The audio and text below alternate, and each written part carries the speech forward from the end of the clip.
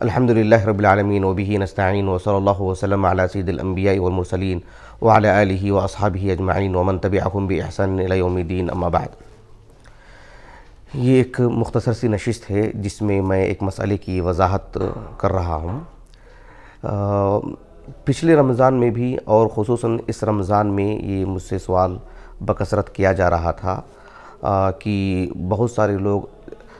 تراویح جو امام کے ساتھ شروع کرتے ہیں، کچھ لوگ آدھا وقت امام کے ساتھ بتاتے ہیں اور ایک بڑی تعداد ایسی ہوتی ہے جو تراویح جیسے ہی ختم ہوتی ہے نکل جاتے ہیں اور پھر رات میں اپنی ثوابدید پر کچھ اور رکعتیں پڑھ کر کے پھر وتر کی نماز پڑھتے ہیں۔ یقیناً ان حضرات کو یہی فکر دامن گیر رہتی ہے کہ کثرت ثواب۔ بنیادی بات یہ ہے کہ کثرت ثواب کو اللہ تعالیٰ نے یعنی محض کثرت عمل سے جوڑ کے نہیں رکھا ہے۔ کثرت ثواب کا تعلق اتباع سنت سے ہے۔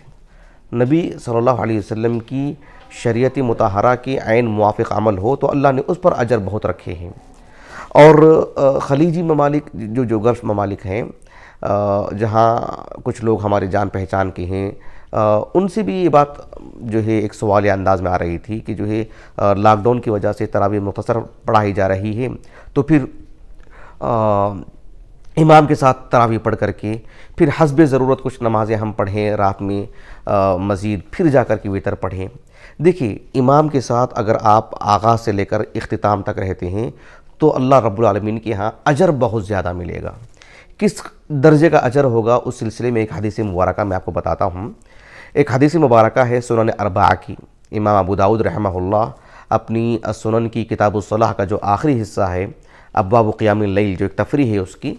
اس میں ایک باب آپ نے قائم کیا ہے، باب ما جاء فی قیام شہر رمضان۔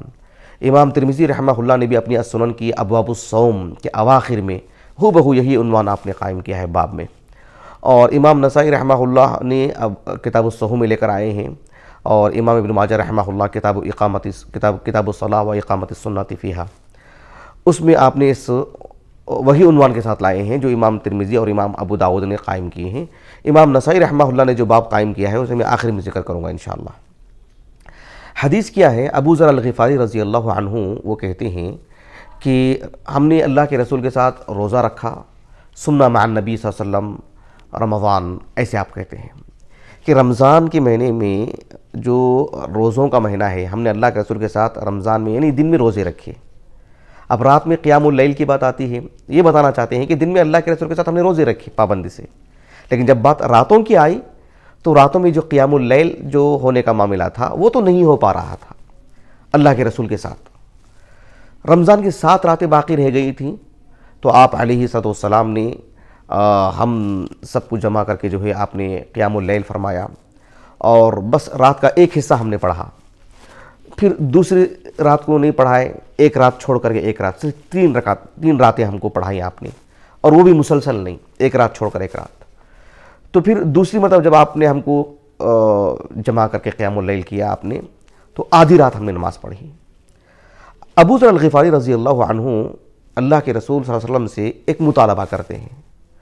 اس مطالبے کے نتیجے میں اللہ کے رسول نے وہ بات بیان فرمائی ہے جو میں آپ کو سنانے جا رہا ہوں۔ ابو ذر الغفاری رضی اللہ عنہ کی طلب کیا تھی؟ انہوں نے اللہ کے رسول سے کہا کہ یا رسول اللہ لو نفلتنا قیام هذه اللیلہ، کہ اللہ کے رسول آپ نے جو ہم سب کو جمع کر کے جو قیام اللیل جو آپ نے کیا، وہ رات کا ایک حصہ ہی تو آپ نے کیا ہے،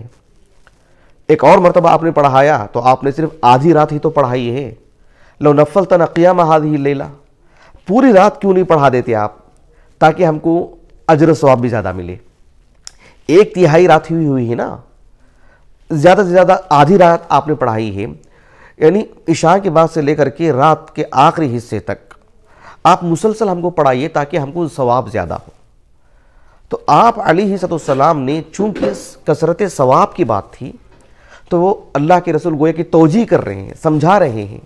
ابو ذر الغفاری کو کہ آپ امام کے ساتھ پڑھتے ہیں یہ اصل ہے، کتنا وقت پڑھتے ہیں وہ نہیں۔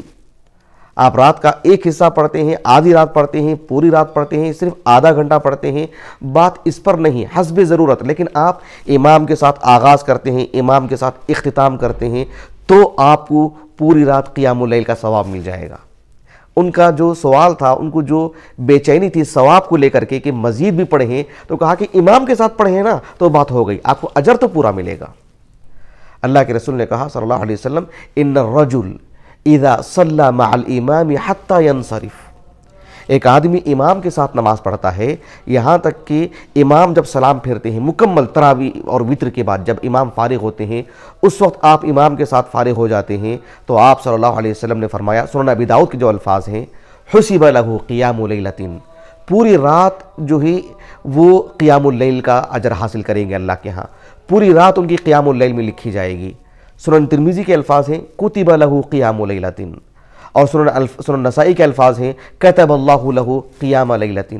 سنن ابن ماجہ کے الفاظ ہیں کہ فإنہ، یعنی ان کا وہ قیام کرنا، فإنہ یعدل قیام لیلۃ، پوری رات قیام کرنے کے برابر انہیں اجر لکھا جائے گا۔ لیکن اس میں شرط کیا ہے؟ شرط یہ ہے کہ یعنی امام کے ساتھ آغاز ہونا چاہیے اور اختتام بھی امام کے ساتھ۔ امام جب وتر سے فارغ ہوتے ہیں تبھی فارغ ہونا چاہیے امام کے ساتھ، بھلے ہی وہ آدھا گھنٹہ پڑھاتے ہوں۔ تو یہ جو اتنا مبارک عمل ہے کہ پوری رات قیام اللیل میں لکھا جائے گا، شمار ہوگا ان میں، بھلے ہی وہ دیگر عبادتیں انجام دیتے ہوں، جیسے قرآن پڑھتے ہوں، ذکر و اذکار میں رہتے ہوں، یا کسی بھی عمل میں، حتیٰ کہ وہ آرام بھی کر لیتے ہیں، لیکن قیام اللیل میں ان کو اجر لکھا جائے گا۔ امام نسائی نے جو باب قائم کیا ہے کہ باب ثوابی من صلی مع الامام حتی ینصرف، اہل علم نے اس حدیث مبارکہ کو رکھ کر کے یہی بات بتائے ہیں کہ جتنا بھی میسر ہو امام کے ساتھ آغاز سے لے کر اختتام تک ہونا چاہیے، وتر کی نماز تک، تو اسے پوری رات قیام اللیل کا اجر ملے گا۔ اس عمل کو ضائع ہونے مت دیں، اور جو ہے مزید نمازیں پڑھنے کے نام پر امام کے ساتھ تعلق توڑ کر کے نہ نکل جائیں، ورنہ جو ہے ایک بہت ہی عظیم اجر و ثواب سے محروم ہو جائیں گے۔ اللہ تعالیٰ اس عظیم ثواب کا ہمیں مستحق بنائیں۔ سبحانک اللہم و بحمدک، اشہد ان لا الہ الا انت، استغفرک و اتوب الیک۔